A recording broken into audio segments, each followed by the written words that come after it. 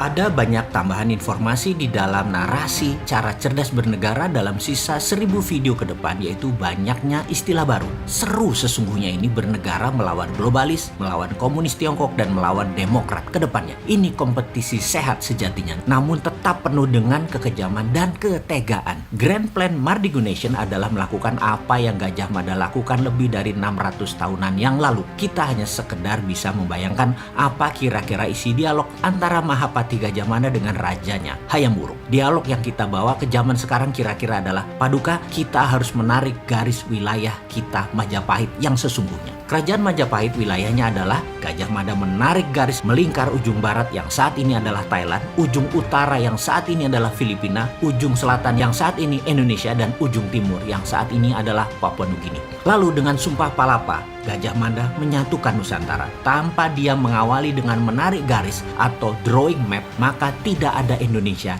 saat ini. Wilayah Indonesia saat ini adalah wilayah jajahan Belanda.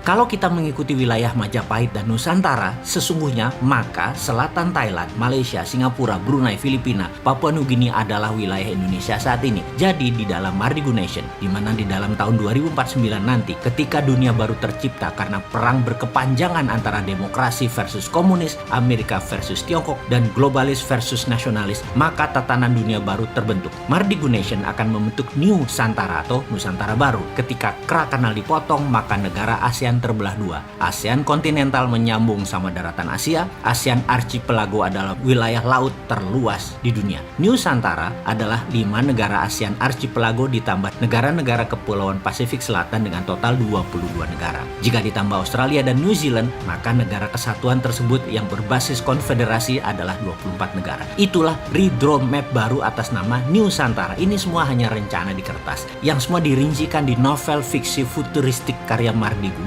yang berjudul Negeri Cincin Api. Namun, sebagai narator halunya Bosman tadi adalah pesan yang ditunjukkan ke anak muda yang memiliki new mind adalah semuanya itu mungkin terjadi. Bertahap kita susun rencana untuk sampai ke sana. Kalaupun target bintang kita capai tidak tercapai untuk menjadi Nusantara tersebut, maka setidaknya bulan kena lah. Rencana pertama adalah Indonesia harus menjadi negara berdaulat dalam beberapa bidang yang akan kita dominasi. Yang mana Indonesia harus menjadi price maker. Dalam berdagang ada istilah price taker dan price maker. Price taker bukan kita yang menentukan, namun para pemain besar seperti big boy di dunia currency atau para trader besar di dunia komoditi atau dunia tambang mineral lainnya pada indeks bursa komoditas. Di sisi lain, price maker adalah kita yang menentukan sendiri harga produk kita yang kita buat. Di dalam price taker, Indonesia yang memproduksi minyak saja tidak bisa menentukan harga minyak karena yang menentukan pasar adalah pemain besar bukan dari Indonesia. Seperti Saudi yang menghasilkan 40% minyak dunia, itu pun hanya bisa pasrah oleh pasar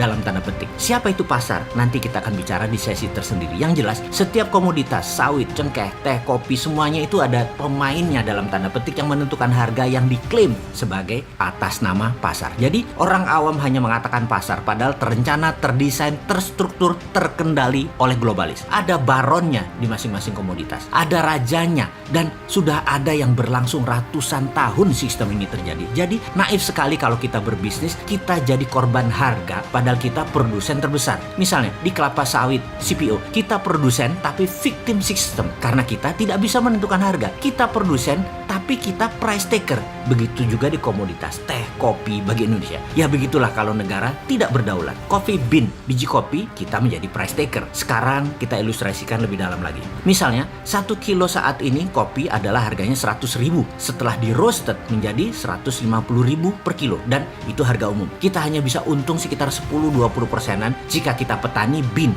atau petani biji kopi. Ketika digiling dan dipilah dengan mutu bagus, kita pisahkan dengan mutu sedang, kita pisahkan dengan mutu rendah, maka mulai harga berbeda, dan yang menentukan ini sudah pabrik produsennya. Dan ketika diberi merek mulai dari kopi kapal api, kopi ABC, Nescafe, Dolce Gusto, dan lain sebagainya, maka penentu harga ditentukan oleh sang produsen tergantung target pasar retail mereka. Di sini margin keuntungan bisa lebih besar, yaitu 20 hingga 30%. Ketika Starbucks masuk ambil dari petani kopi bean, diproses hingga diseduh dalam bentuk cappuccino, frappuccino ditambah suasana nongkrong, maka dari bean melompat 3 lapis, melompat roasted, manufaktur langsung ke pelanggan. Maka margin keuntungan per kilo bisa sampai 1000% karena dari Rp100.000 per kilo diproses hingga jual 15 gram 50.000. Catatan, harga cappuccino di Starbucks hanya membutuhkan 35 gram kopi kurang lebih, atau 1 kilo bisa buat 30 cup cappuccino. Ini adalah price maker strategi, di mana strategi bis tadi menentukan harga premium dari sebuah kopi atau maksimum potensial dari sebuah komoditas kopi. Dalam strategi price yang dilakukan Starbucks, ini adalah contoh tersempurna.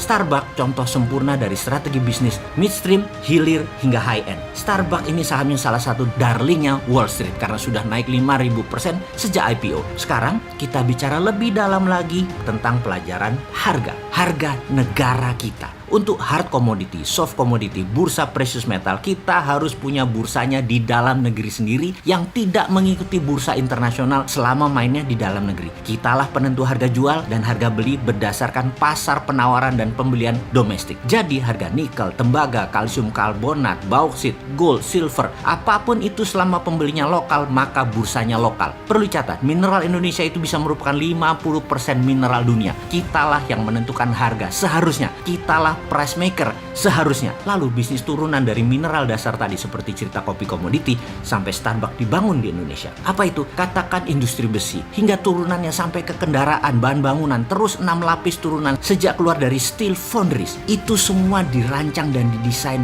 beruntun.